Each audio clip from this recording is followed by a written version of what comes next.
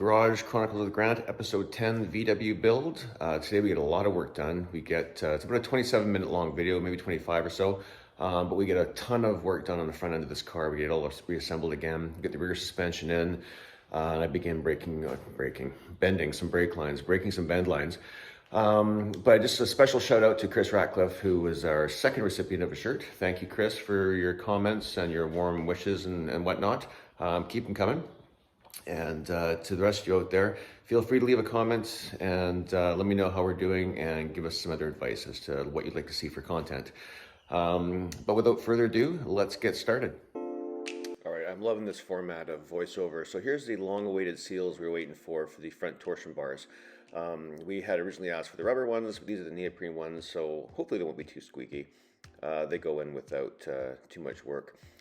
However, once again, Bill, the magic man with the paintbrush, got paint on these surfaces. Now, in his defense, he didn't know that you weren't supposed to get paint on those surfaces.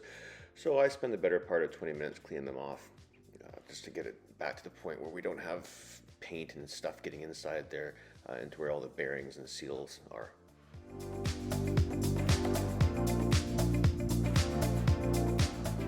Yep. Still cleaning off those surfaces, and when I'm done this side, the good news is I get to do the other side.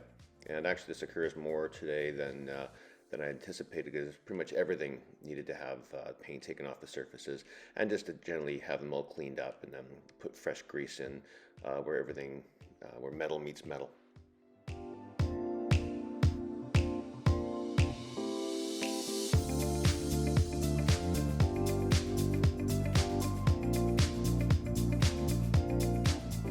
What we're doing here is the torsion bars have to come out, and you got to bring them out about 8 or 9 inches so you can slide in the new trailing arm. So I just got to wipe off all the extra little bits of grease that were in there, putting it together.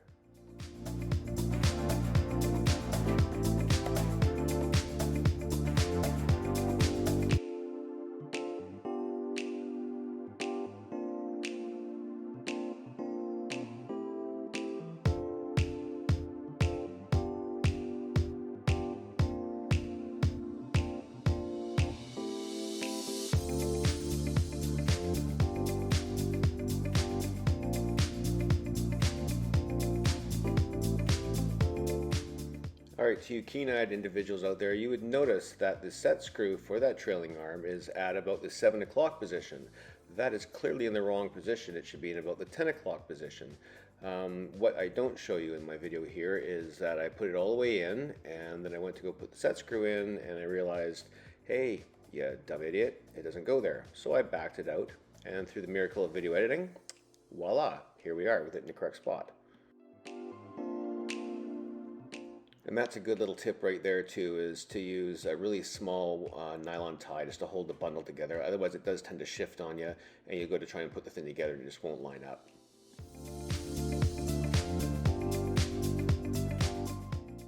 Oh, look at that, putting the set screw in at the 10 o'clock position on that side. Go figure.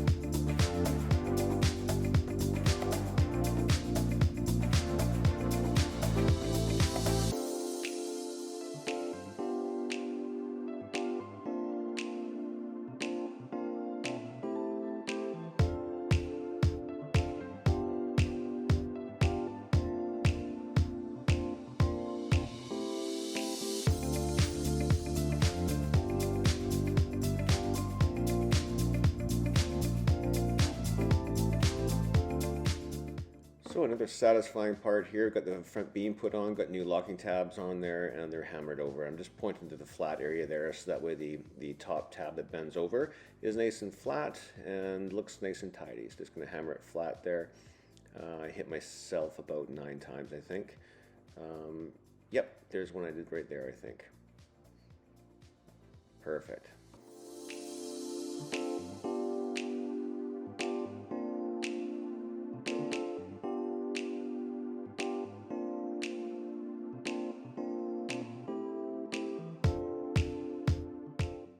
Okay, this is part of our alignment here to get the trailing arms lined up and get the number of bushings, the spacers that connect to the spindle, get those things sorted out. So I was speaking about maybe a couple of sessions ago or a couple of videos ago about the alignment here, and they should be off by 1 or so bushings per side. You'll see there with my 4 and 4 that we are perfectly even with 4 on both sides, and given the age of the car, that uses our 8 bushings. Oh look, more paint. So I have to clear all this paint off, and again there's some paint inside the bushing area as well that has to come off. This was actually kind of good to do all that because I did find some paint inside and just a couple of areas that need to be just sort of touched up with a file too.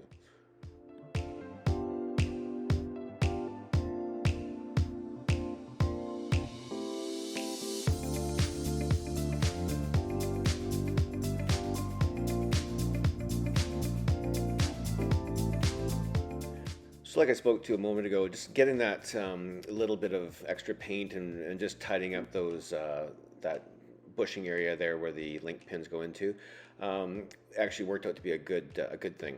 There was a couple of globs of paint in there and some really deep scratches. So with a 3M pad and this fine file, I managed to whittle them down to a manageable sort of amount of surface. All right, spindle mounting time. Let's get this thing put up here and see how far off we are. So you'll see once I put the spindle up there that it's about a little over an inch off, maybe an inch and a quarter off, the spacing between the 2 link pins. So what I got to do is I got to narrow that up a little bit. So I just grab a compression clamp and sort of pull the whole thing together. This actually works really well if you have to do this yourself. It's a one-man operation and it worked really well.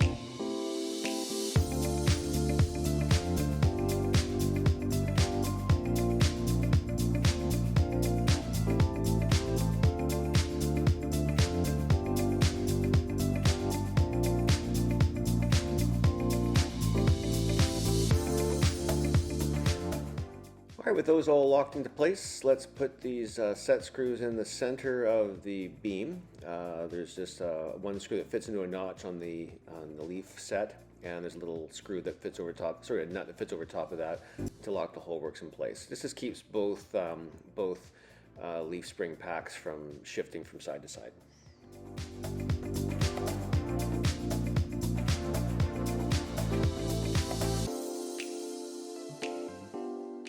Just the addition of a little bit of nice clean zinc plated jewelry there. We got all new grease fittings for this. There's a couple that go in the what do you call it, the beam, and a couple that go on the actual kingpin assembly too.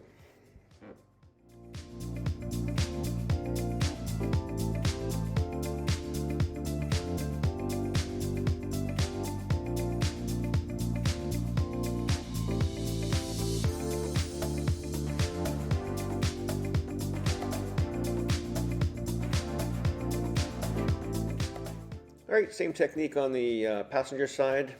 This side gave me a little bit of trouble just because, well, to be honest with you, I don't know why it did. It just, it was met with a little more challenges on the other side, a little more hammering. I know I swore I'd never hammer machine parts again, but I do have my Nerf hammer there, so it's okay. Nothing got hurt in the production of this part.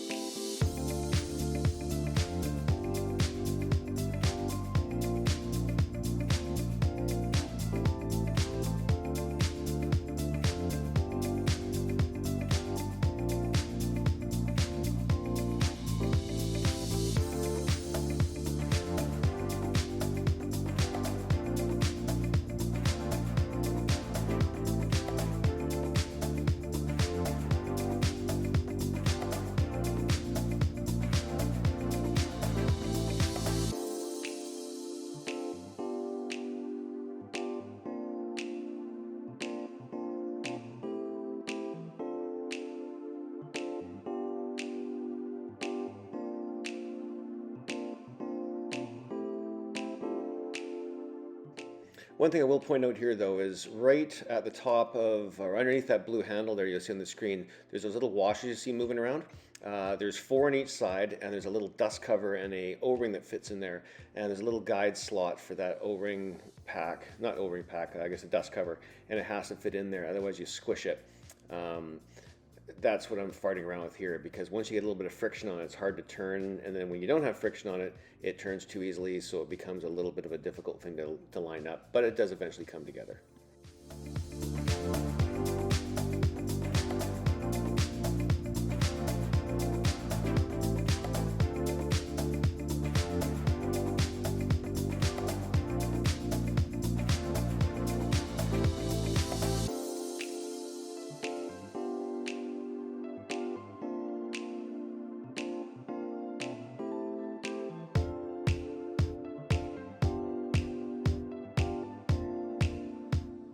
Oh yeah, a little bit of automotive jewelry going in there. Again, those are our little kingpin assembly holders, whatever you want to call them, and they get grease fittings. Okay, here I am putting in the link pin nuts and bolts that hold them all together. This is a pretty cool little thing. They've got this pin that goes through. I probably showed you one before in a couple of videos ago. And then what you do is you take a wrench and you turn the whole pin, and it moves on this little trench that's cut in the pin, and it lines up perfectly with the bolt. And you'll see there when I turn it with the wrench that the bolt actually just sort of slips right into place and it falls into this little guide. It's really a unique way of doing things. And then when you pull the wrench up, it pulls that whole link pin in into that joint even harder. And then when you put the lock nut on, then it secures it in place. It's a pretty cool little way of fastening all that. They got rid of it a number of years later. I think in 67 or 68 they got rid of that whole thing and went to ball joints. But this is a really serviceable way of connecting a front end, and I think quite unique to this car.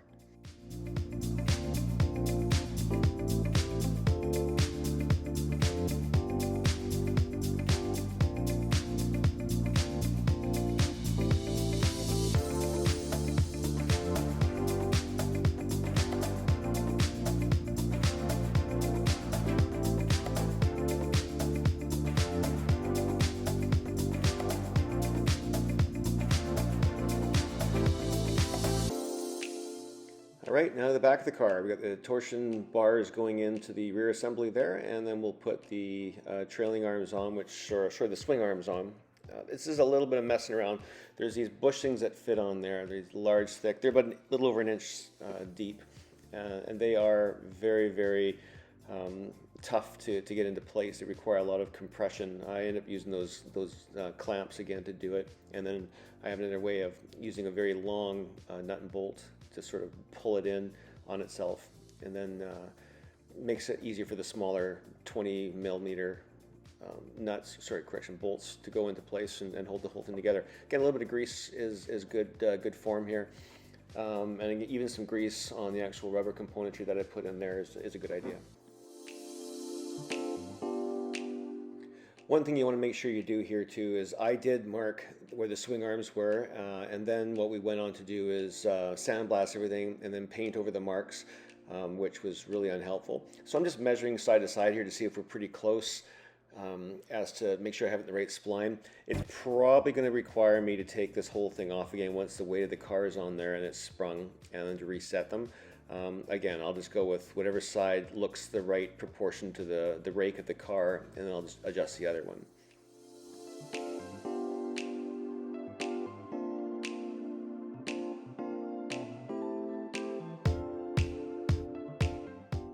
So here I'm just demonstrating that one thing I spoke about earlier about having the longer bolt in there and then a couple of spacer nuts just to sort of pull the whole thing in to compress those rubber bushings that are in there. There's a ton of force in there. I couldn't believe how much these things have to compress to fit it all together. So this is something I actually saw a guy online do, and it works really well. It just compresses that whole thing. Then you put the smaller 20 millimeter bolts in place, and that holds the whole thing together.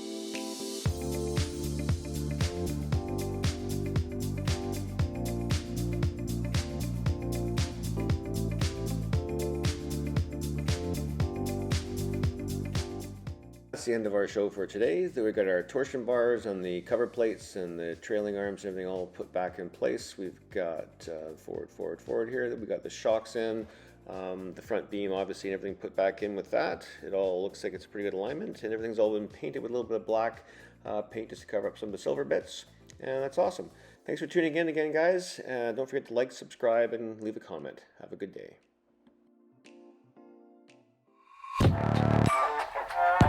You